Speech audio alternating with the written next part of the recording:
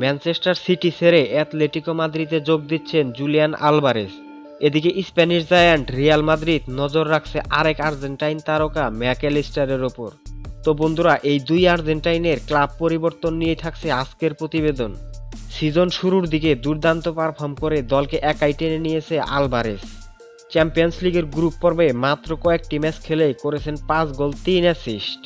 Kevin De ব্রুইনার অনুপস্থিতিতে তার অভাবটা বুঝতেই দেয়নি আলভারেজ। একজন স্ট্রাইকার হয়েও দলের প্রয়োজনে প্রায় সব পজিশনেই নিজেকে মেলে ধরেছেন তিনি। তবে পেপ গার্দিওলা তাকে তার প্রাপ্য সম্মানটুকু না দিয়ে বেশিরভাগ ম্যাচেই তাকে রেখেছে সাইড বেঞ্চে বসিয়ে। গুরুত্বপূর্ণ ম্যাচগুলোতে তাকে না খেলিয়ে বিগ ম্যাচে ফ্লপ খেত হল্যান্ডকে খেলিয়েছে। তাই অনেকটা আক্ষেপ নিয়েই ক্লাব ছাড়তে হচ্ছে আলভারেজকে। শোনা যাচ্ছে তাকে দলে বেড়াতে ইউরোপের বেশ কিছু ক্লাব চেষ্টা চালাচ্ছে। তার মধ্যে সবচেয়ে বেশি এগিয়ে রয়েছে স্প্যানিশ ক্লাব অ্যাটলেটিকো মাদ্রিদ।